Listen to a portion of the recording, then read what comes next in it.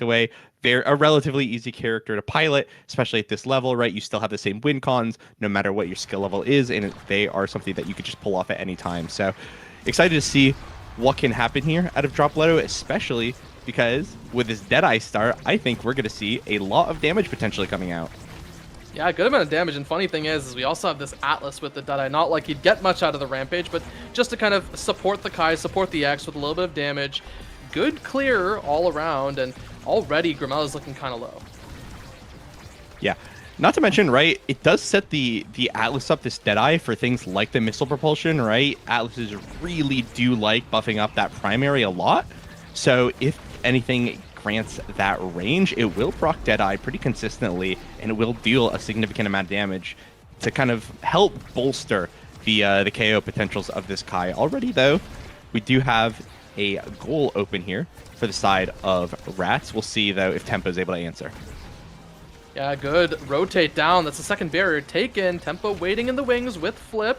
Now it's just up to Fresh and Carmine to see if they can get the clear. Where does this Flip go? It's just the Bull Rush. Nearly finds the Conklore, and, well, it goes right around. And Grimella, a lot of damage. This Deadeye really putting in work. But now we'll have to see if BOZO can take this here. Flip forced for Fresh. And now Tempo Mel is just zoning away Merchant. She's making sure the Luna can't play and finds the strike. Yeah, that's exactly what you want to do as a brawler into the Luna. Make sure that she can't get any dashes in, right? You make sure Luna can't get any of the repositions or snipes with a rocket, right? Two abilities basically become effectively worthless if you are able to tank some of those shots and just make sure that the Luna doesn't have any long-range presence on the map. Because if he does, sometimes you'll just Giga Blaster off the stage, but most of the time, Luna does actually have pressure. Yeah, that's a no-fly zone there, and good rotate around, but really this power play has been basically nullified, and now Tempo looking to put some damage onto Dropletto, make him forced to burn that Flip, but instead they're going to get one barrier, potentially a second here in the corner. Really well played out by the Rats, but now it's up to BOZO to see if they can turn things around. Yeah, one barrier does go down. The Luna is able to find a second one soon to follow, as both teams now going to have an open map here. Oh, and nearly messes up that Bell Ringer, but instead it's Carmine that collects it with the barrage. Well played out by Rats, and this is looking a little reminiscent to how their match against Bombardiers was last week. I think they did pretty well on this Tycho. Both games are relatively close, but overall, Rats did look really clean there. Yeah, they did, and it is, obviously this is a team that I'm very excited about. I think this was absolutely everyone's #1 pick to make it out of the qualifier season. And I think they would like to continue that dominance into the season itself. Of course, NASL an entirely different beast from liftoff and landing, but still, they are showing some of that prowess here right now. Yeah, and another barrier taken there. Now it's an open net. Flip used by Carmine to take off Grimella, and now Tempo Bella just waiting there, just sitting there, aura farming as she finds the opener with the help of Carmine. Yeah, this is seemingly the signature style that is forming around Tempo Melon after week 1 on the Duper performance, and now here on this X performance. I think we're starting to see a little bit of a pattern where Tempo Melon really likes to play in the opponent's goalie's face, do a bunch of disrespectful things, and she feels really confident on this map. I think this is a map that she is absolutely able to perform some disgusting plays with, and taking a look at this draft here as well with Carmine and Fresh picking up things that are basically just meant to get the core to her, I think that she's absolutely enabled to do something destructive. Not to mention, right, specialized training as well being dumped into her lap. Now, I will say there is a win con now online, basically, for the side of BOZO Bunch. Dropletto with this prize fighter, and they're getting banishes, they're getting crater makers. Like, that's the way to stack it up, and we already see one stack found as they just instantly nuke Tempo off the map. Yeah, and that is a big snowballing opportunity here for the side of BOZO Bunch. Rune Luna, right, the infamous Runa combo, can deal so much guaranteed damage, especially if you don't have a Vade like Carmine does right now. This Kai is certainly abusable. It is absolutely an easy way for Dropletto to get some of his stacks. Now with this third one, things are looking very, very dangerous for BOZO Bunch, assuming Carmine does not come in clutch here. Yeah, now we do see Fresh having the Flip, not actually having to burn it there. Good banish there out by Grimella, and once again, Fresh finds the clear. Grimella good, Shadow Swap out to make sure they don't die there, and now Dropletto gets taken off the map. That's -2 to the prize fighter stacks, and Rampage also reset if there was any. Now they're trying to play through this bottom side. Good rotate up to the top side, forces out the flip from Merchant. And once again, Dropletto is able to return back. And now it's just really up to Rats to see if they can continue their offense here. Now, it is looking good right now, but a good primary here for Merchant is able to send that core away. Grimella here with the flip is going to be a little dangerous, not to mention Carmine, again, half HP, no evade to his name, going to be very susceptible to whatever KO efforts is put his way. Yeah, and a good attempt out of that Giga Blast there. Now it's in the corner. Once again, a little dangerous. Carmine dodging away from the dash punch, which is very crucial. That makes this offense a little more threatening. Now that the banish is also down, the X Maximus popped as well. And, and she does it again. That's brutal to watch. Double Melon once again. Sometimes she just gets unleashed. Sometimes she gets in your goalie's face. And sometimes she just knocks him right out of the map. So that is a very, very strong X factor that I think any team that faces off against Reds just has to deal with, right? Very good play from Tempo Melon. But there are still ways to counteract this. Maybe not on the Luna per se, because that's a character that can get denied very hard by this OP playstyle. But if you have a brawler that can fight back, or if this Luna does get the tools or get some assistance from Grimella, it can be shut down pretty hard. And as of right now, Tempo Melon, though, is just looking unstoppable, just finding conversion after conversion after conversion. There's so much pressure here in the back line of Bozo Bunch. It's very hard for them to mount anything offensive. And I think that has a lot to do, actually, with how well Fresh and Carmine are finding these clears, right? The quick strike really allowing Carmine to make sure he doesn't lose when he has to fight on the wall. Fresh able to find these team player clears. And even though they have to deal with this damage that is the banish into the Crater Maker, it's not that difficult, surprisingly enough. Yeah. Obviously, the Atlas pick was something that I was a little surprised to see with how much Fresh has been absolutely pushing for Finny goalie in most circumstances. But here it's really good because it is an instant revive against the Rune Luna combo. And as of right now, the snowball that I expected from the prize fighter didn't actually happen. So those revives were all that was needed just to protect Carmine and Tempo Melon from anything happening to them. And this allows them to play so aggressive and keep the ball forward like they are doing so right now. Yeah, and already a very big deny coming in through the extra special, making sure the Luna does not have that. And yes, she gets the glass cannon, but I think overall the side of Rats is pretty happy with their draft, making sure that none of the big threats come online for Bozo Bunch. 100% agreed on that. And I just want to bring a little bit of attention here to what Tempo Melon has right now. This is Tempo Swing Spec Training. This is a little bit scary. And obviously we are on set 3X, where X has won the first 2 sets. This is an X that is going to scale, going to be a problem no matter what. And it was a very good start here for Bozo Bunch, but let's not discount that it is an uphill battle for the rest of the set, if not the rest of the game.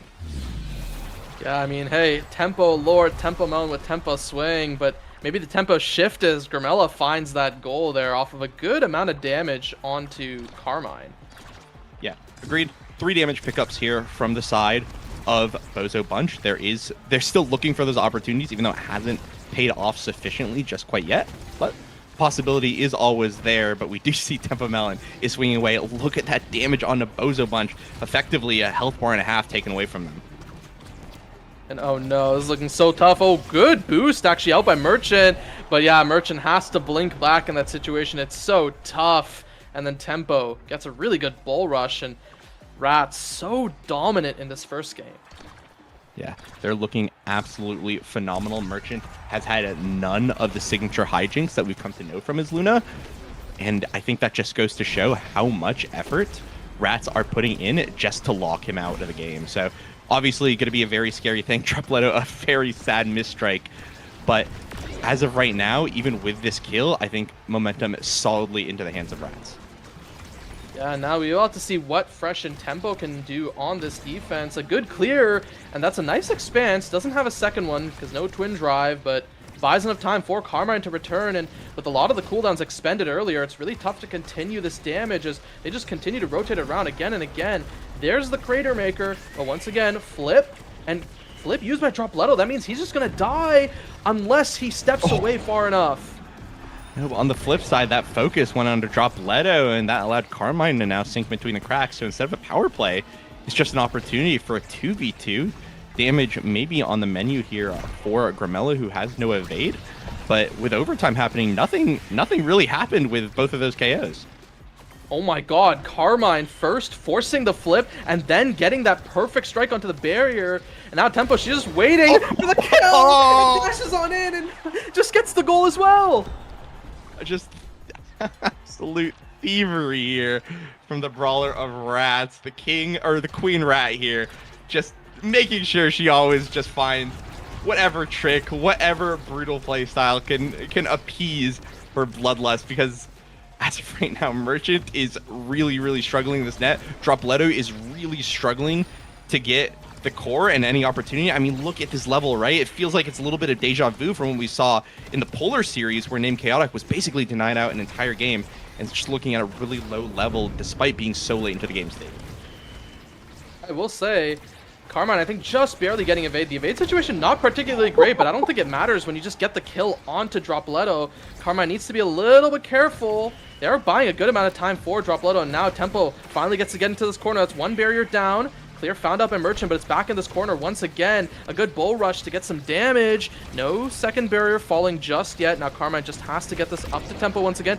Now it's Gramello who's taken off the map, and alongside the reset stacks for Dropletto, it's not great, and I think that was just a Taiko angle we just saw, and Tempo's just dribbling until she gets the opportunity. That was an absolute masterclass by the Rats. Yeah, just brutal. Even the map was on their side. That's just how good they are at Taiko, it seems, right now, and you gotta respect it. They showed it week 1 on the Dubu, week 2 on the X. This is looking like a map that you really have to respect the Rats on. It might be a nice Japanese temple, but it looks to be a little infested with pests, because, I mean, Temple Melon is looking so dominant just on this map alone. Not to mention, I think on the defense, when it came down to it, what few offenses Dropletto was able to get were so quickly shut down by Carmine and Fresh, who played that backline very well as well. And Fresh, obviously, historically, a melee-oriented goalie. Obviously, Finney is the pick that he's most confident in right now, but still has the Atlas, still has the Asher, still has any melee goalie that he'd like to choose, and he could still play that, which is so strong here on Taiko Temple. So I think that's the lesson that the rest of the league and everyone here at home is taken away right now, because Taiko is looking really good for this. Howdy. Yeah, and I think we'll have to see what they are going to be picking for this game 2. I'm not fully sure what the map is for game 2 yet. I don't know if you're aware, Brickbat. I don't remember, but luckily game 2 is not my problem, because we've got AJ Cannon here, now making it here in the nick of time, so I'll be hot swapping off. I don't know what it's going to look like on stream, but I'll catch you guys around as AJ Cannon will be taking over for you. All right, hello AJ Cannon, how's it going? Not too bad, although it seems that my camera does hate me, so 1 second. But should be exciting, though. Rats taking game 1, putting themselves up in this match should be pretty fun. Yeah, I mean, they've been looking really dominant, right? Their week 1 looked really well. Looked really good against Bombardiers, who, after this week, now Bombardiers is sitting at 1-1, coming off of a really close series against Demon Time.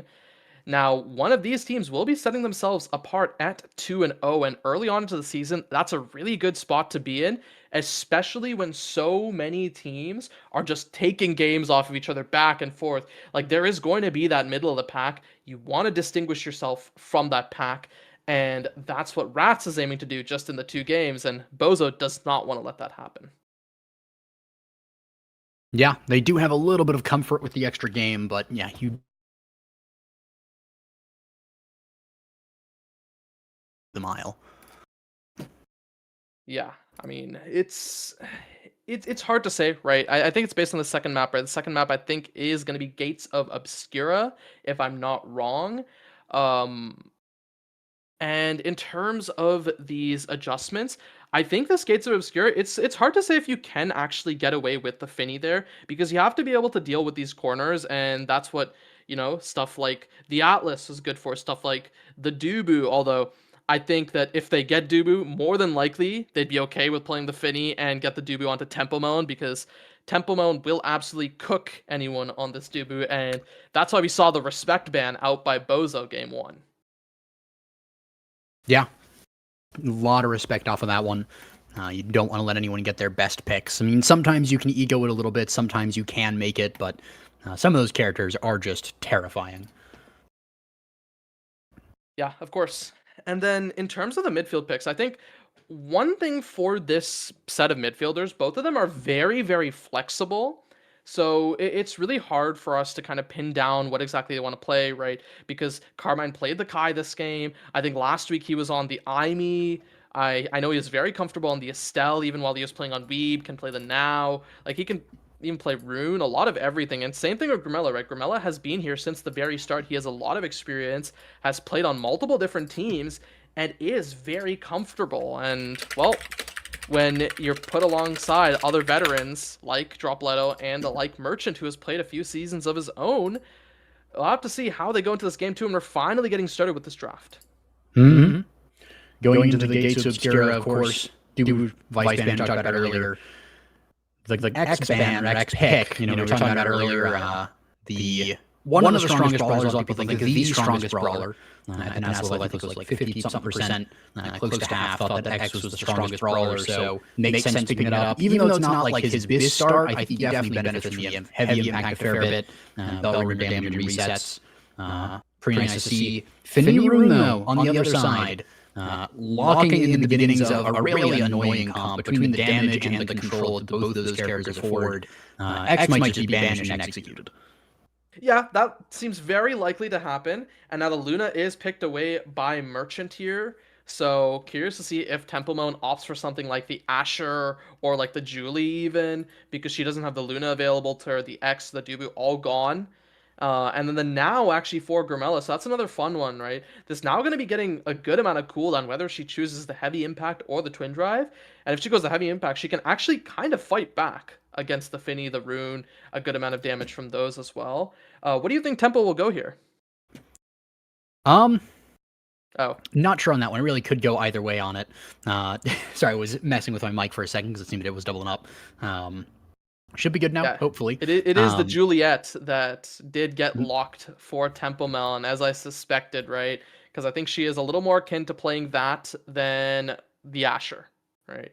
And you generally want to be going a lot of these corner forcing brawlers on this map. It is Gates of Obscura. It is a corner map, and that's where you're going to see success.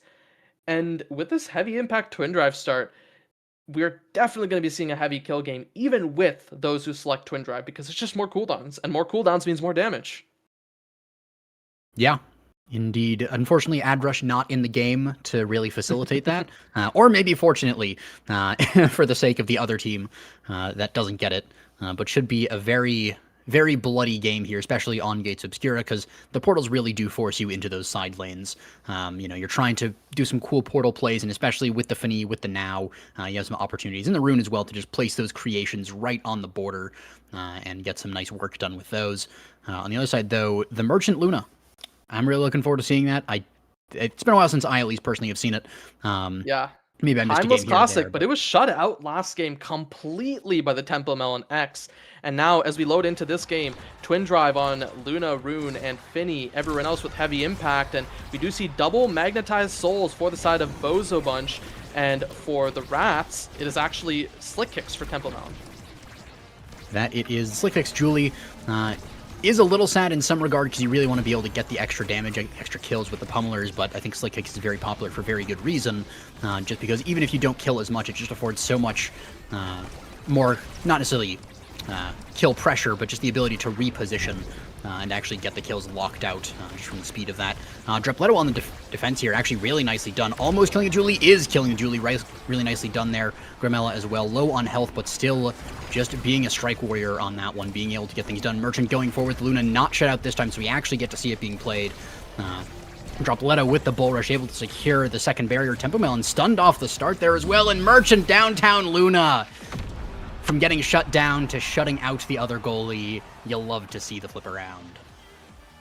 Yeah, I am not completely sure what happened there at the end, but it looks like Tempo Melon is back with us now. So we're going to see a lot of fun here. A lot of damage actually onto Grimella. I think Carmine is considering just running on in and going to flip for the kill.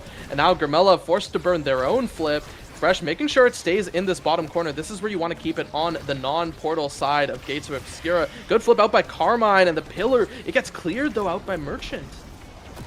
Yeah, do see some damage coming out here onto Grimella as well. Tempo Melon, though, taking a lot of damage in response. Great clear there by Merchant as well in the face of that Julie Flurry. So difficult to contend with there. Great passing from Grimella. Drop Leto. Merchant as well, forcing out the core flip from Fresh, who will not be able to save the barrier there. Triple take comes out as well. Portal pass goes over to Carmine. And the anomaly comes out as well. Dash punch not connecting on the core. It's in the corner once again. Carmine running down, but running out of health as well. The downtown Finny card, the misdirection, putting in some work as well with the anomaly to prevent, or to get one barrier to prevent the clear from happening. Drapleto looking backwards with the Bell Ringer, not finding the connection onto Tempo means that a lot of regeneration is going to come through. And actually winning a strike war there, really nicely done, even with, you know, half HP and a lot of pressure. And great save from Fresh as well. Gets the last pixel clear against the barrier. Drapleto in the corner here as well with secondary proximity from Grimella. Merchant arcing up, passing down. Not quite getting the goal just yet. The X Maximus comes out with the primary as well. And now Grimella gets the goal. Yeah, unfortunately, a little delayed out by that banish for Carmine. And I honestly think Carmine has been doing a really, really good job this game thus far with a lot of these shadow swaps that he has been going for. He's been setting them up really well. And you have to remember, right, Rune is a melee character once that unstable anomaly is off the board. And despite that, he's been getting a lot of pressure throughout the map. Yeah. A surprising amount of pressure as well, with the portals as well. I mean, it is the obscure map, so it does favor Rune a little bit technically from the name buff. But it can be very difficult to really play him well and find the positioning that you need. But there we go, the anomaly just making sure that there's not really many clear options here. Merchant, though, with the core flip forward, trying to get things done, but does dash punch as a sacrifice so that Drapleto do score. Goalie for goal. True. Just leave the IE somewhere. And, well, looks like Grimella now MVP, perhaps a monumentalist. No Monu to be seen. Could be opting for the hot shot, the peak performance to kind of deny any sort of stagger, as there's a lot of damage coming through, and I think stagger is very, very important in this game. Yeah, we also have the deny on the hot shot from the Rune, so that is massive. Does get the Deadeye deny in response, but that actually leaves the 1-2 punch potentially open here for the Julie, who will pick it up. Tempo Melon going to be pretty terrifying. But oh, that's going to be fun for the Finny. And we now see one of these sides got a ton more damage than the other, and that looks to be the Rats. As the other side, it's a lot of cooldown, a lot of, you know, a little bit of speed and stagger from the peak. And cooldown in and of itself is damage, but the front-ended damage is from the side of Rats. Yeah, it almost felt like a play to not lose draft from the side of the Bozo bunch here. It's, you know, trying to deny the core control away from the other team. But that means that they might actually end up just dying in response. As, I mean, yeah, Rune Deadeye, not like his best awakening, but he actually can get surprising use of it. And also, Tempo Melon can just do that, so that works. That wasn't even awakening. That was a twin drive diff. Kill. Yeah, no, that was a Rune twin drive diff, because he shadow swapped back and then shadow swapped forward again to make sure the offense continued. Very well played, though, on top of that, with that Tempo Melon strike war. And hey, we're starting to see things turn around, as this first set was very, very dominant in favor of the Bozo bunch. And Tempo Melon as well, unfortunate positioning from Merchant means that Tempo can just run forward, get the barrier, pass from the X to the X there on that one, gets barrier as well, has the core from front of the net, but a great defense there. Actually means the misdirection takes the X out as well. Grimella is trying to get some stuff done, but the rocket from the Luna doesn't get the connection. Grimella buying a lot of time here, even in the face of the anomalies. Tempo Melon going for a bit of a dribble there. Merchant going forward, but frightfully fresh own goals, unfortunately. No, Fresh. Uh-oh. That's not where we meant to hit it, but hey, it happens sometimes. Reset, recover, and be a rat. I mean, you know, do you really need that extra goal? You know, he was just giving them one to the opponent just because they really needed it. Tempo Melon just executes the now, so maybe it was just a pity goal for what was about to happen. Drapleto using X Maximus there really just for core control, which is kind of sad to see. But it was a good usage of it, does prevent the barriers from going down.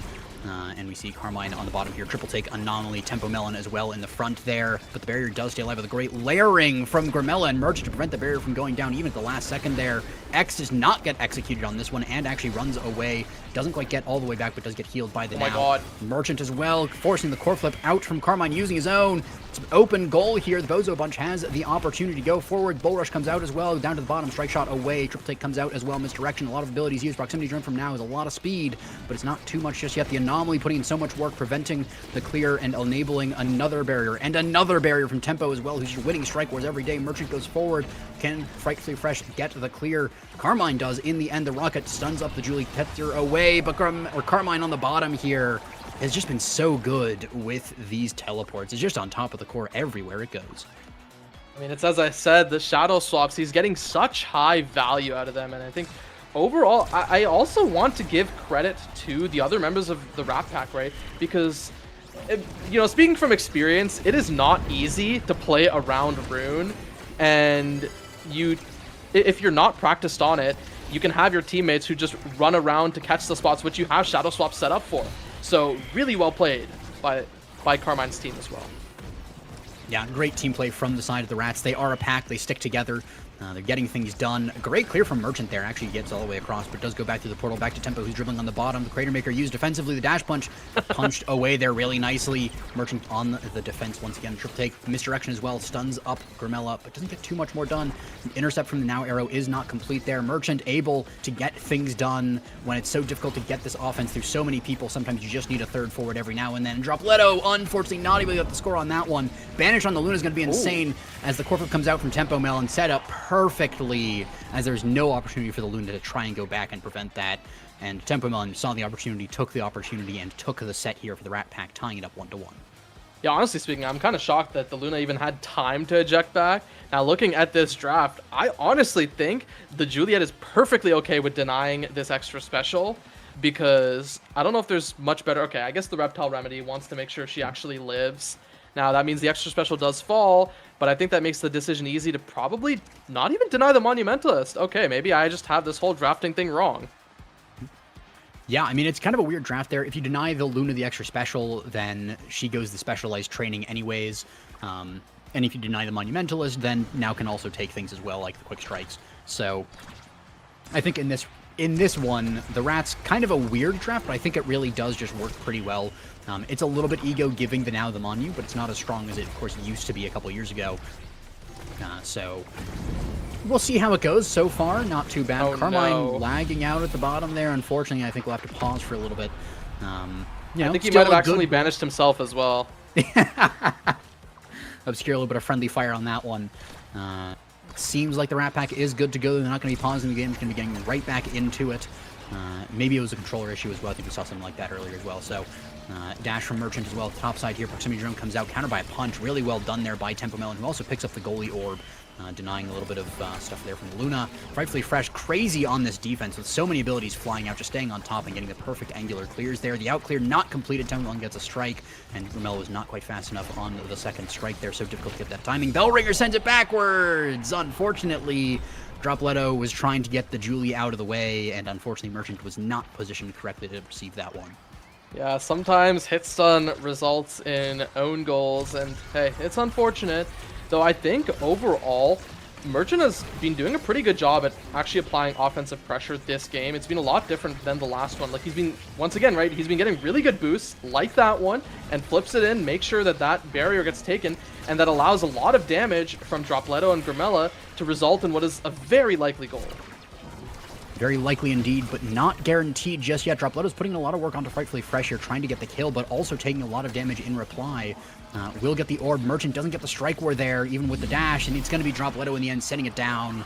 And Templon, I think, didn't have the strike up the time because it was so quick, but it's going to be 2-1 lead for Bozo Bunch here, as they are looking to potentially take another set and take a lead. And, you know, start the game reverse sweep here, because again, the Rats are ahead overall. Yeah, I mean, they are ahead by that one game, and in contrast to this first, to the first game. The second one is very close, but despite that, a complete flip erased thanks to Tempo Melon's dash punch, but they're not really getting much of anything for it. In fact, they might even lose a barrier of their own. A great shadow swap, though, to make sure that that barrier doesn't go down. But look at Fresh. He is on death's door, just gets flipped completely off, and now Carmine and Tempo need to rotate back to deal with this offense of the Bozo bunch. A good dash punch attempt to make sure that it doesn't go through. Forces the boost from Merchant. Now with a lot of damage, Fresh does respawn, but it's looking so dire.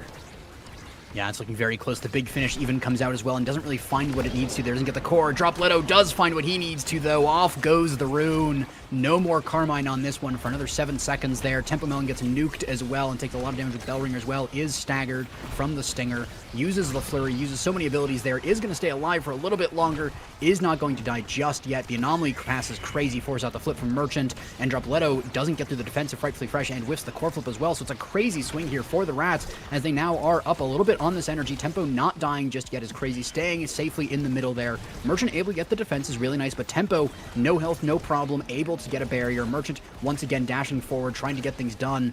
Does go back in time just barely there. Grimella teleporting back as well to offer some support to the goalie. Carmine trying to go for a dribble at the top is actually going to win the strike. Oh my God. Score the core. Just, I hate to say it, but breaking the ankles of Grimella on that one.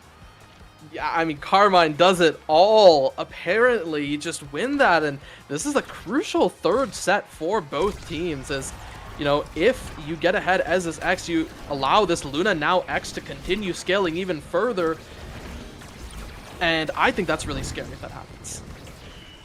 Yeah, big finish actually working backwards on that one, unfortunately, for the side of the Rats, but they won't lose a barrier just yet from the Crater Maker is also going to whiff. So not perfect ultimates there from the goalies, under a lot of pressure on this one. One barrier goes down, core flip a little bit too slow on that one. X Maximus going to get some damage done here. Keep in mind that is also a Stinger on the X, so it's a little bit more than you might expect. Core flip comes out from Grimella, just sent straight in there trying to get something done, but isn't going to find too much purchase. Carmine not able to get the barrier just yet, doesn't have the anomalies. There's the one, but also takes the Bell Ringer. Merchant's dash actually there, interrupted by a punch from Tempo. Really good awareness on that one just to stop that from happening. We have the portal pass as well, intercepted by Grimella. The anomalies again, keeping it forward. Teleport as well. The flurry comes out from Tempo, but does not get it through just yet. Carmine not there on the pickup. The strike shot goes a little bit wide as well. Frightfully Fresh trying to find the angle, but both of his forwards are just not able to be there from all of the just knockback from the side of the Bozo bunch. Crater Maker comes out as well, forces the evade from Carmine, who has nothing left in the tank and is going to get bull rushed off the map. Merchant able to use the rocket dash there just to protect this last barrier. But so far, so good. Neutral clear there by Tempo Melon. Buys a lot of time. It's only 4 seconds. Crazy dash from Tempo Melon there to strike it backwards. Merchant goes a little bit wide. Doesn't quite lose the barrier there, but was very close as well. And it just seems that those bunch cannot lock this point out. Yeah, they're still managing to live. That is the Rats, and instead of living, Fresh does go down there. It's looking really dangerous. The pass comes through for Dropletto. We might just see a little bit more Julie goalie action, and the barrier is taken out by Tempo Melon. A good evade, but the ban is so risky. The shadow swap through, they get the pass down, and it's not even needed. A straight shot with the flip. It was so dangerous for so long, but the Rats, they nearly pulled it through. They were so close. I had hope for a second there when they lasted so long in the power play. They got the clear. They even got the barrier. And then the power play ends. They have all their members, but it's just barely not enough.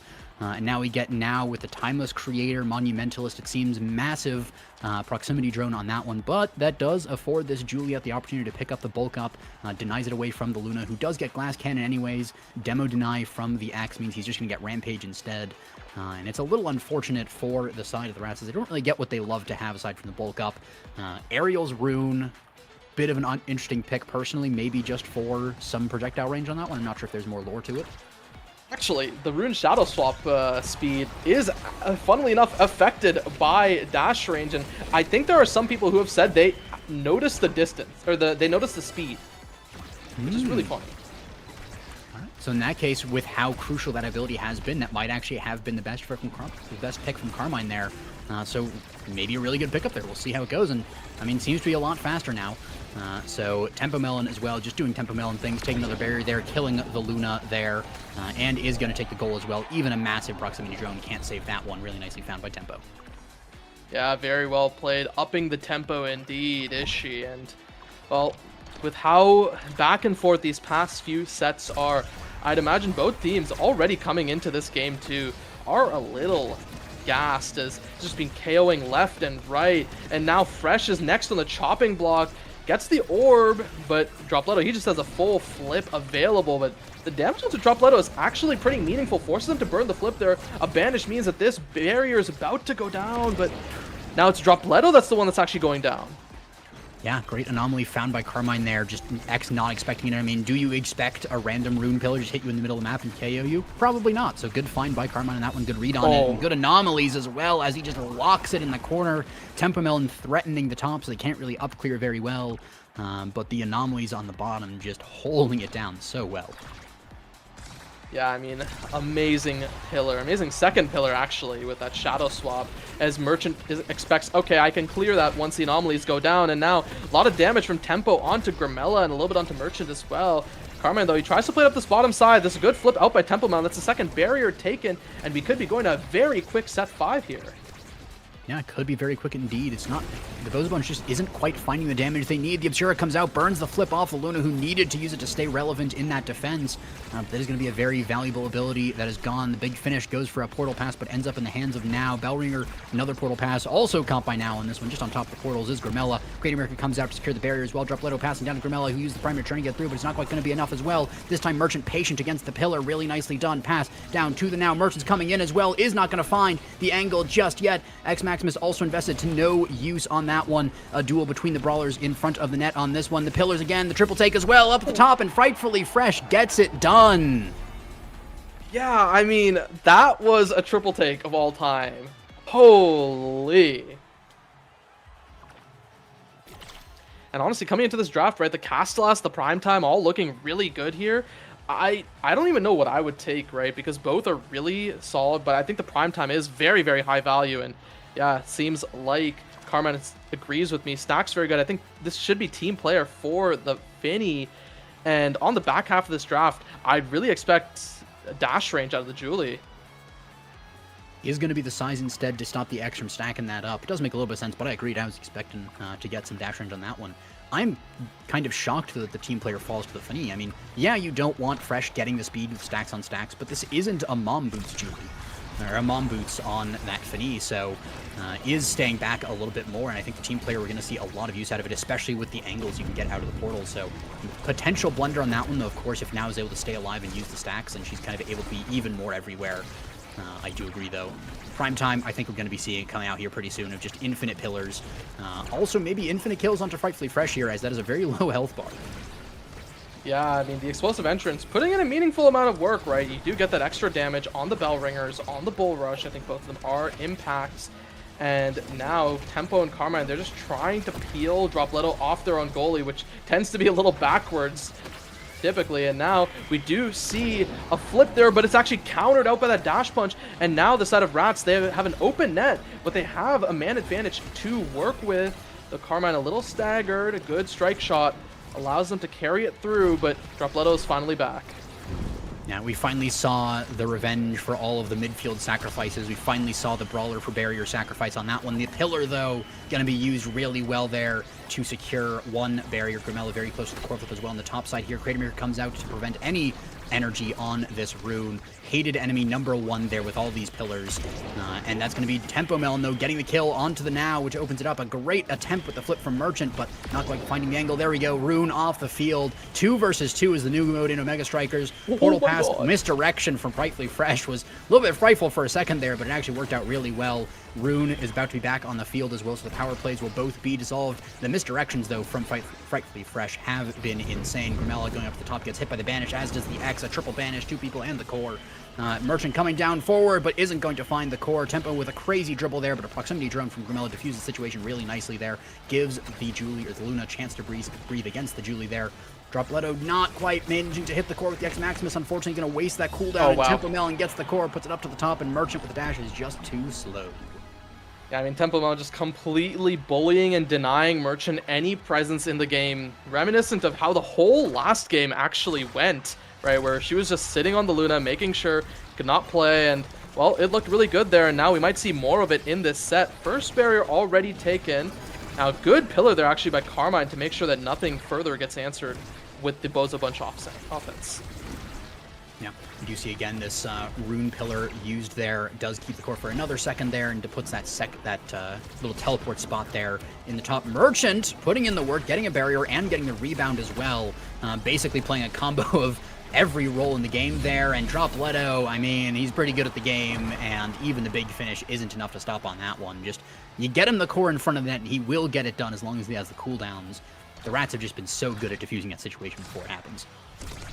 Well, hey, these situations, they could happen a lot more frequently, right? We're going into this basically 3 points. It's just a best of 3 at this point, and already first barrier taken down by the Bozo bunch, but Merchant has no flip available, so potentially a little risky if it stays in this corner. Good clear, though, out by the Bozo bunch, and now it's getting into that dangerous spot that the Rats want to play in.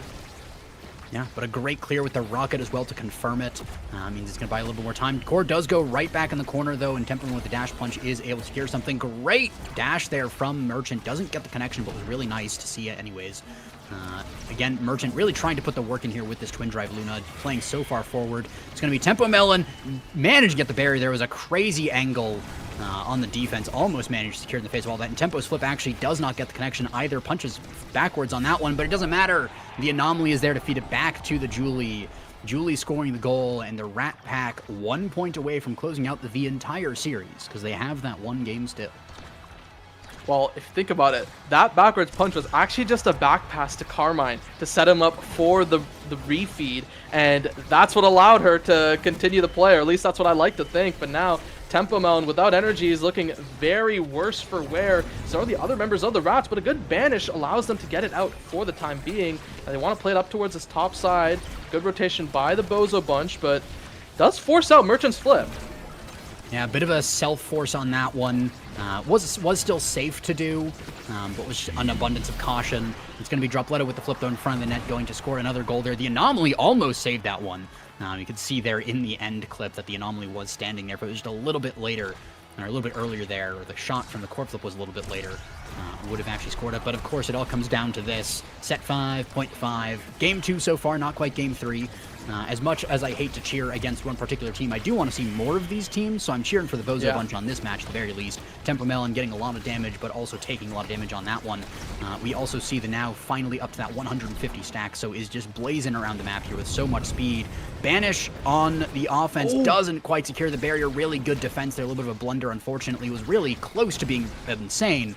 But unfortunately the coin flip went the other way. Tempo Melon again low on health. Not really any way to heal either, but the Anomaly is just locking into the corner of the backwards flurry. Just the IQ on Tempo Melon on this one to go for these back passes as we saw earlier. Crazy save there from Merchant with the rocket. The dash followed up just in case something happened like Anomaly. It's not going to come true this time. Tempo Melon going to be nuked almost off the map, but not quite because it's a little bit too far away. There's not much damage on this Luna. Grimella, though, with the primary, the Bull Rush as well, and Dropletto sends it to the top. Bozo bunch take another game, and we are going to game 3. And what a crazy way to end things. I really thought that that was over when we had that offense from the Rats where I think Merchant hit a really good Soren angle on the boost and saved it. But somehow Bozo bunch, they managed to pull things out in the end and take us to a game 3 on Clarion Test Chamber, which, you know, it's not one of these short open maps like the Aten City, like the Inky Splash Zone. This is going to be another long drawn out game 3. Yeah, and I'm here for it because I want to see more of these teams. I want to see them going the distance. And of course, on CTC, we do see a lot of those variants. We see the opportunity to really flex your different muscles there with the open and the closed variants. So really nice to see there. And of course, I always have to talk about it. 45 orbs on Merchant. Bozo bunch won the game, had the most orbs. I don't think that's a coincidence. I'm here to always preach this, that orbs win games. Yeah, but I think honestly, like, really big props to Grimella. I mean, the now pickup means that he's just able to keep the members of Bozo bunch consistently topped up, and he honestly had like really good refeeds up to Dropletto. Like, yes, we were talking a lot about how Dropletto was just in there killing everyone. Merchant with the really good boost cross map, but it's really just the consistency, and you kind of see that with the redirect difference between Grimella and Carmine, right? A 60 redirect difference it's pretty big, and that really shows that Grimella was getting a lot of chances to strike the core. Yeah, it's also kind of funny that the redirects on the goalies are almost exactly the same, 226 to 227 on that one. So the biggest difference there is in that the midfield redirects. And, you know, Carmine, of course, was putting in a lot of work with those redirects. Those anomalies were absolutely insane and almost clinched the game for the Rats numerous times, but have to agree, Grimella just enabling so many plays for the Bozo Bunch, keeping them in the plays so much longer with the healing, with the ability to diffuse some of these situations that happened. If Tempo had the opportunity to dribble a lot more, but Grimella was always there stopping it, and there's only a couple of dribbles that were allowed to go through and, went to great effect, but if you only get 2 chances because Grimella is blocking the other 8, it really is just a perfect midfield on that one, just enabling every play. Not necessarily getting the kills, not necessarily doing the damage, although a fair bit of damage was done, 28 nothing to scoff at, but really just enabling every play throughout the entire match there. And I'm excited to see what they eventually get to in this final game when we get into the draft, but I think we might see some similar things because these players seemed very comfortable on all of these picks. Yeah, I don't doubt it, right? And I think the one thing I want to talk about is this X. It's going to be such high value. We have a Reptile Remedy Timeless Creator start on Clarion Test Chamber, and I think Rats being blue side is so big. This means that if they want to, they guarantee one of Dubu or X for Tempo Melon. I think there is a real chance that we just see Dubu get banned out by Bozo. It's probably going to be like a Vice Dubu ban again, or maybe we see something more creative, like a rune ban perhaps by Rats, and then they just guarantee themselves either the Dubu or the X. Yeah, a lot of opportunities there. I mean, you also have to take into account, with how I'm thinking personally the rune ban is going to come out from the side of the Bozo Bunch just because of how insane Carmine was on that pick in this last game. Just from the sheer recency of we just played a game, we almost got dunked on by a million pillars. Even just as the goalie, I don't want to deal with that again. Even if Rune was objectively the weakest pick somehow, I just wouldn't want to deal with that again because it's just so much stress of oh, I hit it down here, but then he might place a pillar there, so I have to hit it up here. Yeah. But what if he places a pillar there? Yeah, I mean, I think on the other side, right, for the goalies, as I said, there is a world Vice could get banned, but on a Reptile Remedy start, I'm not even sure if it really makes sense to. Yes, Merchant's Vice is that good, and there is a world it is worth. But for Fresh, I think the Finny is great, but Fresh is very comfortable on other picks, right? We saw the Atlas game 1 that looked really good. Obviously, you have Fresh's tried and true Rasmus, the Asher. There's so many picks that Fresh can play that I'm almost certain that, yeah, that Rasmus, right? That the ban will be looking towards either the midfield or the brawler by Bozo. Mm-hmm. Yeah, there is definitely a lot that can come out of the goalies. So it is one of those things where, if they have 5 really good picks, then, yeah, you might as well just ban someone else because the opportunity for the X to be denied, I think, is probably going to be pretty high priority. It's going to be almost certainly pick ban here. I'd be surprised if it fell to pick 2-3. But yeah, there's a potential chance. There are some crazy mind games in the drafts that go on sometimes when it's, oh, we'll give up this pick or we'll not ban this pick so we can pick the counter.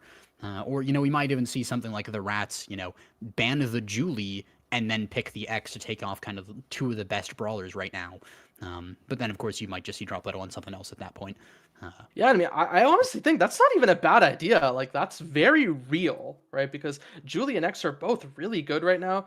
Yeah, I guess then you'll just put Dropletto on Asher or Rasmus, whatever else he wants to play. But I really think that both Juliet and X are disturbingly good right now. And honestly speaking, on a Reptile Remedy start, it really limits the number of brawlers that you can effectively play from the fact that anyone who wants to take Reptile Remedy can, and then they can just heal by striking. Yeah. Of course, you do also have the other side of it where if you can just keep the core away from them, then they're not going to be able to do the strike on the core to get that regeneration. So there is the other side of the coin where it's well, what if we just tripled down on the kill comp and played Luna and Vice and X or something like that, and you just go full pedal to the metal. They can only heal so much over a certain amount of time, and just say, screw it, doesn't matter, we're just gonna kill them anyways.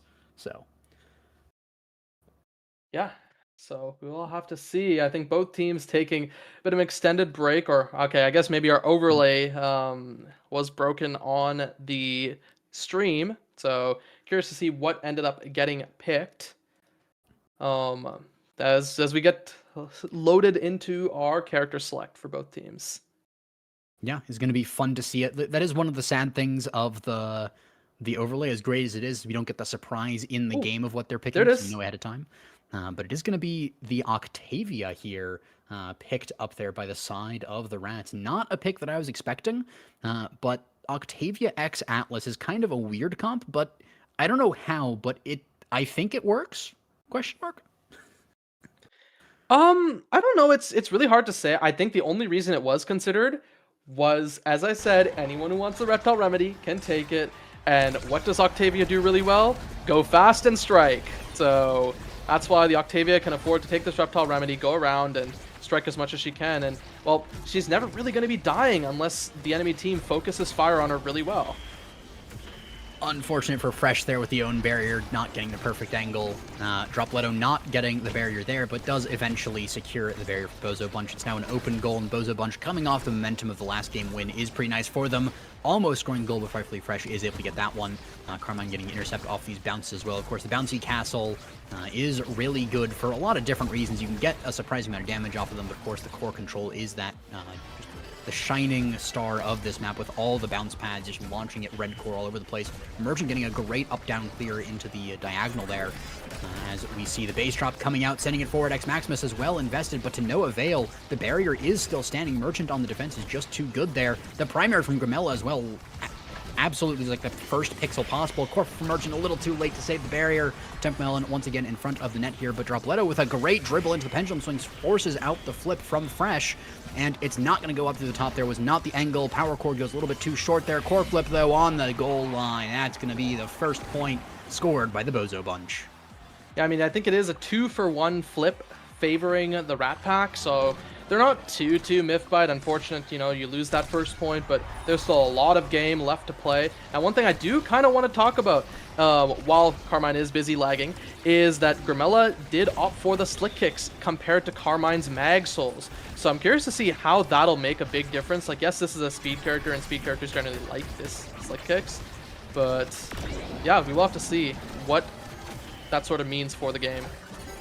We do see a very large swing there for the Bozo Bunch, though, taking the X off the field. Well, a lot of cooldowns are invested. It's going to enable Dropletto to kind of walk forward and score the goal, as the path from Grimella was really nice there. But just tragic for the Rats there, as they invested so many cooldowns. I mean, it was Octavia core flip and base drop there. It was the Atlas secondary invested, and they don't get the kill. So just a crazy swing of the cooldowns there. They also lose a barrier off the front there. They get another one on the other side, so it seems they might be coming back into this. Of course, you did just lose the set 5.5, but it's not going to go to Tempo's head just yet, as the X Maximus secures a double barrier there, and Tempo Melon not quite getting the thing there, but the base drop from Carmine will get the goal. Yeah, I will say, like, overall, I've seen some really good death touches out by Dropletto. Like, just some annoying I'm going to displace you death touches just to make sure that it's hard for the enemies to play. And I just really want to call props out to that. Yeah, it is always nice to see those used for, beyond killing on Aimee's app. There's a lot of creative ways to use it. Core flip from Merchant doesn't get the core, does hit stun tempo swing, but not going to do too much there, as the Atlas ult does get a little bit of healing, not as much as it used to be, but still not too bad. Death touch is going to hit there, and the secondary from the Vice is going to send it down. Merchant pushing up again, but not able to get the connection onto this barrier just yet. Oh my god, she just kills them all there, and now this is looking all but done and dusted for the side of the Rat Pack. They just have to pass it around the Dropletto, and maybe he'll be able to stall long enough, but no, it just has to go down, and Tempo Melon slots it in. Yeah, great angle there with the setup from Carmine, using the base drop to completely block the top clears, and of course Tempo just being in the perfect position. If Dropletto tries the out clear, then Tempo just has to take a step back, but went for the Sorin angle, and Tempo stepped up, put it in the goal, and that was secured. Great core flip there from Fresh. Not the perfect angle, but does get a clear really nicely there. Dropletto with the extra size, though, from that center orb is going to mean that there's a lot more here to go around, as Supernova gets the kill onto the Octavia, but a great save there from Fresh is going to mean that there's not quite too many consequences from it. The primary comes out from Gormella as well. Very comfortable on this now pick from the last game still, but Carmine dribbling along the bottom here, uses the base drop once again there, does not get the second barrier, but at least one is not too bad. The fight for the orb in the middle is going to continue once again, but they're going to actually give it a break there as the X Maximus is used to get the orb. And Dropletto is almost able to score there, but the perfect angle from the Pendulum Swing is not hit. Gormella with the corp on the bottom. Doesn't matter as Dropletto just intercepts the clear and puts it through in between Fresh and Carmine as Bozo Bunch takes a lead in the set once again. Yeah, Bozo Bunch taking this first set, and look at the Monumentalist, but I don't know if you can take the Monumentalist, right? Because Octavia will get explosive, but then stacks also exist. Like, there's so many good things here for the Octavia that, yeah, I guess the now just opts for, let's just take the Monumentalist, and is this going to be extra special or something else for X? I actually really like the stacks on stacks here. Just preventing any kind of speed play around from that now. Yeah. Because, of course, if X pops the X Maximus, you just use your proximity drone, hit him to slow, and then speed yourself up. But even just running away from the X is a very valid strategy. And, I mean, with how much core control there's actually been from this X, I think it's actually pretty valuable to just have those stacks on stacks. It's also pretty valuable to just do a bunch of damage to Octavia. As we see that happening, we see a barrier going down, the X Maximus as well invested. Supernova goes a little bit wide, and Templeman actually finds a perfect angle onto the barrier there. The secondary, or the primary from the X, excuse me, is going to send it backwards, and we have the primary from Gormella able to get the barrier. Tempo swings a little bit too early there, use the sad boys on that one. The base drop is pretty nice, and Tempo gets the pass, sends it down to the bottom. 1-0 here for the Rats as they begin to take the lead in the set. Yeah, overall, it's really hard to say who I favor with that draft, right? A good bit of speed for the side of the Rat Pack. But then, of course, you have the Monumentalist. And then also the prime time for the Vice, I think, is going to do a lot for Merchant. Yeah, is going to be pretty nice to just have those extra power chords, just strong ability in so many cases. Tempo Melon, massive here with the core flip with the X Maximus, with the orb in the middle, able to get one barrier from there. Do a little bit of damage to Dropletto as well. Power chord comes through. The angles in the middle can be very hard to calculate there as we see it kind of bounce around for a little bit. Pendulum Swing tags Tempo as well as the secondary. The core flip comes out, but the pass is not completed. Base drop from Carmine is pretty nice as well. The power chord sends a little bit backwards there, but not too badly. The orb in the middle respawns once again, which time it's time for everybody to blow their abilities on it, as we see the Death Touch hitting the X instead of the center orb there, and Gormella is the one to pick up the orb of all people there, so it's going to be a very large now here for a little bit with a great cooldown reset as well. So Merch with power chord able to get around the bell ringer, able to get through the bull rush as well with a little bit of damage there. Tempo not able to find the barrier on this one. Merchant once again teleporting forward, trying to win a strike ward here, but Carmine is just too good at those. As we see the power chord once again whiffing, just needs a little bit more projectile range, and that's going to be Tempo Melon executing the Gormella there. The now is off the field. As you see the core flip coming out as well with the bull rush up to the top. Hits the goal gate though. And on, you know, Tempo is just really nice. Wanted to give Carmine the opportunity to get a little bit of experience, you know? Yeah, right. That's exactly what that was. Tempo maybe just having a little bit of fun with it, and it still works out. One thing I do want to call attention to, though, is Tempo Mount actually has the full stacks on stacks already, right? Now that that second point is over, and they're already winning this set thus far, and now they get the open net. This is looking like curtains here for the side of Bozo Bunch. Yeah, even with the Monumentalist on the now, there's not really a lot of damage here. I mean, Dropletto is really good at just moving the core around with that Death's Touch, is able to get one barrier, but the Supernovas from Merchant haven't been connecting on this X because he's just too fast, and there we go. All around the world, bouncing off the drums, a 3-0 set here for the Rats as, well, X might be a little fast. As they say, set 2X has scaled, right? And now X has everything available for them, and yeah, the bulk up looks pretty correct here with the Reptile Remedy start. You get even more damage. Octavia very likely to get the Super Surge, and even if not, I think she's pretty okay with this Glass Cannon as well. Gives her a good amount of speed and lets her move around. No, just takes the build different to deny one of the size away from Rasmus. What are your thoughts on that? I don't think it's as much of a problem there. What I'm really surprised about is that Stinger was not picked up by the Vice. Just the ability to keep tagging, because there's been a lot of power chords without much damage, but they have still tagged, and so that little bit of damage can really stack up a lot over the course of the game, and so letting that swing by, I think, is a bit of a mistake, even though you do get Glass Cannon, which is a nice bit of power. Power and speed. Power and speed. I don't know if it's going to be as effective as just being able to execute Tempo Melon and remove all the speed from the stacks on stacks. We do, though, see quite a bit of damage coming out here onto both Carmine and Grimella. Both sides just trying to knock out that midfielder, that all-important chain we were talking about last game, and just how important it is to recycle the core around and around. Dropletto not able to hit it with the Whiplash there. Grimella, though, super speedy on the bottom here. Power Core just going to hit the secondary there. Great secondary from Fresh means that kind of diffuses that entire play with all three people on the bot side. Grimella very low, but is on the top side for a little bit. Uses the proximity drone to get a little bit more speed, run away. Dropletto not able to get the kill onto Carmine there. Uses Death Touch, forces out the core flip from Fresh, and a great angle by Carmine. Takes a barrier. Unfortunately, it's his own one there, as the core flip there is going to mean that another barrier goes down. Core flip here from the X as well, countered by core flip from the Vice. The secondary from Atlas also invested there, and it's just going to go all the way around. Dropletto not going for the strike on that one and just letting it coast in. Nicely calculated by this Rasmus.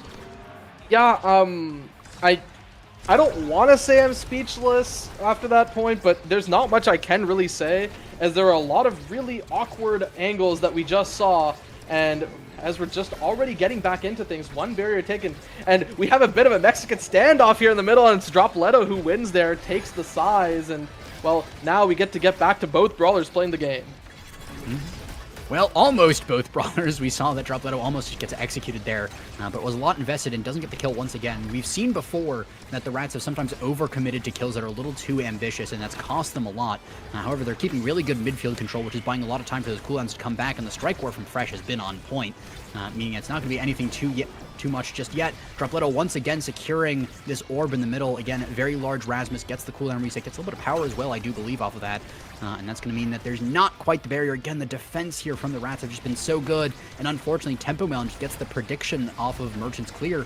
Frightfully Fresh as well, running forward with the core flip as well. Base drop is going to block this clear lane for a second, but is not going to be too consequential on that one. Carmine building up, not really building up speed, but just keeping speed. As we see, Merchant goes for the bottom clear here, but the strike shot from Frightfully Fresh secondary as well, and that's going to be the now going off the field. So with the Vice to follow, as Tempo Melon just gets things done. Gets the kills, gets the core in the net. Yeah, I mean, I think Tempo Melon just took off like 5 energy bars with that, and she is fully stacked now too. So this Stacks X is genuinely starting to be very, very scary this game. Yeah, very scary indeed. We can see looking there, almost able to get the kill. Didn't really have anything to follow that, just used the bull rush and forced out the evade there from Grimella, who now has not quite enough energy to evade again. Dropletto not hitting the angle he wanted to actually get the barrier, and that's going to mean that nothing of value is going to be really taken off of this play. We'll see if they can get it through with Whiplash Strike, and yes, he will. Dropletto able to finally open up the net. The Vice Supernova actually sends it backwards off of the angle that Dropletto wanted to hit earlier. But on the other side, and this time Grimella forcing it through this top lane, power cord goes wide, meaning Merchant has to go back once again. The forward pressure from the Vice not able to do too much with the defense that he has to also do as well. Just, teleports forward and immediately has to go back off of that one. Primaries exchange between the goalies, Tempo Melon and Carmine on the bottom here, forcing that barrier to go down. Merchant finally forward, tried to predict clear, but got the read a little bit wrong there, and the core flip is not going to go into the net. Thankfully for the side of the Bozo bunch, it's not going to go in just yet. It's going to go just barely around. Nope, Tempo's going to get it and put it in the net. Yeah, I mean, can we just talk about that angle from Carmine there? He didn't even, send that as a 90, right? That was just directly off of the side street wall that ended up ricocheting that way, and that looked 100% intentional. I'm not kidding you. I think not enough people use that angle, and every time I've used it, I've just seen it basically win a whole point. Yeah, I mean, some of the angles you can hit on some of these variants are just crazy. That's going to be the core flip taking off the now, but it is not going to take any barriers so far, so if the Supernova buys enough time here, which is looking like it will just a little bit at least, they only lose 1 barrier so far unless they can turn into a double. Tempo and forcing out the flip though, but Grimella does respawn, is able to send it forward, and actually the second barrier goes down. Grimella getting that one from downtown, so the fortunate bounce there as Merchant passes up to the top into the Death Touch, but the primary, the Astral Projection from the Atlas, is just able to intercept things. Proximity Drone doesn't get too much of a connection on the core, but it does get a little bit of work done here. Grimella trying to get it through, and Merchant trying to get around top to Dropletto there. But Tempo is just so fast that she's able to run complete circles around the side of the Bozo bunch and almost get the kill onto Dropletto there with the X Maximus Bull Rush combo. Yeah, and once again, she's doing a really great job of covering this top step, but now the base drop. A good supernova actually out by Merchant to make sure that that barrier does not get taken. Another interruption death touch. A good interaction won there by Grimella. And now we're going to the final point of set 3. It looks very familiar to the last game. Yeah, I mean, it's already a 0.5. We're only on set 3, but, you know, set 3.5 is still pretty good. That is going to be a barrier being taken down, I think, by an unfortunate power cord lightning strike there. But we are going to have potentially an answer on the other side here. Merchant setting up the Thunder Strike there to try and get it forward, but is going to lose a barrier instead. Unfortunately, not going to be able to use that one. FrightfullyFresh dribbling with the strike shot, but it's read perfectly there by Dropletto, who doesn't quite get the death touch, but at least gets one barrier, forces out the core flip, or FrightfullyFresh would have lost a second barrier there. Merchant now able to go forward, gets a strike, gets almost taken out there by the astral projection there, but not quite. The strike shots again from FrightfullyFresh, able to send it forward. Core flip from Merchant, gets a great angle on the bottom there. Grimella gets the pickup, but not quite onto the barrier just yet. Merchant trying to send it forward with power cord, isn't going to find it just yet. Grimella going forward with proximity drone, has the core flip, is going to immediately invest it with the primary, but it's actually going to be Tempo Melon getting the kill there. Barrier for midfield, does it work out? No, it will not, as Tempo Melon puts it into the net. Yeah, I mean, that was just a perfect strike board there by Temple Melon against the Merchant power cord, as I think if she hit it any later, there's a real chance that that supernova actually collects it, and Merchant gets another chance at a clear. And unfortunately for the side of Rats, Octavia is not first pick, so the Castellas can get denied. But there are so many other things that she can get, right? This team player is available, the quick strike is available, both really good. But that means heavy impact. Yeah, heavy impact is not going to fall to the Vice, though, because she is going to opt to take the team player. I think it's a worthy decision there. Yeah. Because Atlas probably isn't going to take it, so you at least get it onto that Rasmus, which is pretty nice to see. The one thing, though, is I don't actually know about the Castellas aspect. I mean, maybe it's just me being a lobster, but I feel like after the Octavia nerfs, it's no longer quite as important to deny that when you could maybe just pick up the quick strikes on your now instead. And yeah, I mean, the Octavia is going to be fast for longer, but she's not going to be faster for longer. She's not really going to get as much of a benefit as she used to. And oh my god, what an insane expanse there. I think that expanse single-handedly saved the barrier from going down, as there's a lot of attention there from Merchant on that offense. And now Carmine, he's just speeding up with this quick strike and just giving Tempo all the pressure that she needs, all the refeeds she needs to take another point. Yeah, another point taken in very cleanly as well. I mean, it looked messy with all the abilities, but it felt like the Rats just navigated between every single ability that was thrown out there perfectly, and just, you know, hit the court in very clean lines to each other, not letting it be interrupted as well. Merchant does find a really great clear up to the top here, but fortunately, Dropletto does lose a bit of momentum in the midfield there, and the Astral Projection again from FrightfullyFresh is able to defend these barriers once again. Merchant going to be defending against the core flip really nicely there, setting it full as well with the power cord, as Dropletto not able to get through with the pendulum swing because of a core flip from the Atlas, but at least does force that out. Carmine very low on health, but is going to sit in this healing pool for a little bit longer, is going to get the orb as well, and now is still quite fast, as we see the core flip countered by an X Maximus core flip bull rush combo there, as we see a core flip finally coming out from Dropletto, countered by a strike shot, so it's not even a barrier going down the other side. Doesn't get the death touch angle either, just keeping on hitting the corner. Unfortunately, Dropletto's not able to get the barrier, as you see Carmine sitting in front of the net, low on health, but still in position to strike the core if it's necessary, but it's not going to be, as Tempo Melon just strike 1v3s in the face of the entire enemy team and just gets it around.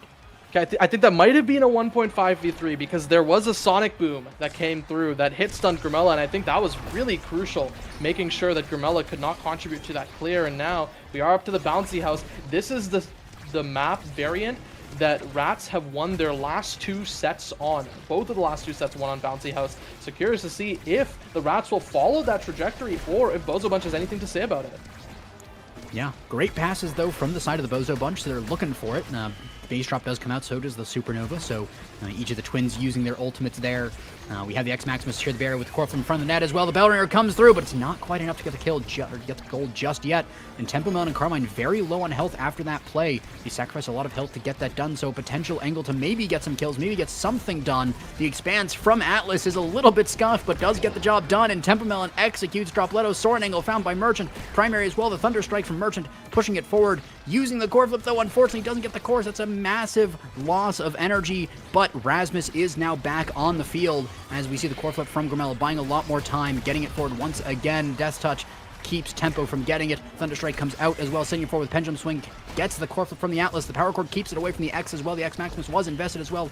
Cosmic Expanse is going to build up a little bit of energy there for the Atlas, but he actually ends up own burying. Unfortunately, great setup there by Dropletto. Thunderstrike does not get the core on that one, but does give Merchant a chance to play up, catch the pass, get the Power Core, but not enough to get it in the net. Grimella with the primary, trying to get it through to Dropletto, to anyone to send it in the net. Merchant not getting the angle he needs because Frightfully Fresh was flanking up, but not that one as it just coasts by. Frightfully Fresh going a little bit too low on that one.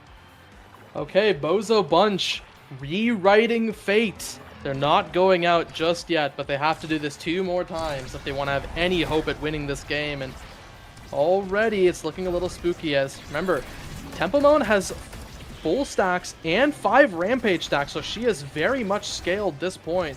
And with a lot of point left to play, she can only get so much more scaled. Yeah, almost gets the kill there onto Grimella once again, and still has the core flip available. Primary gets it through Carmine, but not quite just yet, as Droplet is not able to secure that last crucial strike or strike shot as well, getting it forward. It's an open goal, and Tempo's in front of it with a core flip. As soon as it gets forward, it might just be a done deal, but Grimella is fighting tooth and nail to keep that from happening. Droplet on the top of the Pendulum Swing. Supernova comes out as well. Tempo Melon finally has it, and it's actually going to be going into the net, I think, off the back of a power chord. As we see the Rats taking the game and taking the series 2-1. Yeah, I mean, the Rat Pack, the power of friendship, that's how you get it done. And hey, first game came out of it, all right, it's gonna be a stomp. Rat Pack's looking so good. And then Bozo Bunch, they pull it back in a nail biter of a Gates of Obscura game, a set 5.5, and now as we go to game 3, it was also a very, very close game, as I think if Bozo Bunch won that set 3, there is a very real chance they just win the game. Yeah, I mean, if they get a little bit more damage, they're able to take the stacks off of Tempo, just kill Carmine as the Octavia. There's so many opportunities to turn around, but they just didn't get what they needed. They weren't able to get the purchase, and I mean, we talked about it earlier, but the stacks on the X, you don't usually think of it as an X awakening as much. You usually think of it as the midfield, maybe the goalie if it's like a Fanny or something, but X with speed is a demon, especially if the person playing it is called Tempo Melon, because what a performance there from the X, just being everywhere all at once, able to just put everything into the net. Exactly. And I think overall, Rats have to definitely be proud of themselves. You know, coming straight through qualifiers, you kind of knew this team as a very wild team, but NASL, a whole different wheelhouse. We'd have to see how they perform, and they're already up 2-0 against 2 really good teams, right? If you think about it, these teams were, honestly speaking, I think, what, Caliland? That's right, the Caliland finalists? It could be. They definitely have performed pretty well in the future. Or in the past, sorry. And they will perform well in the future. Yeah, so we will have to see what comes in the future. But there are still more games left to be played today. Our next one on the block is Heavy Metal Gundam versus Polar Cortex. But we will be getting to that after a short break. Don't go anywhere. See you around.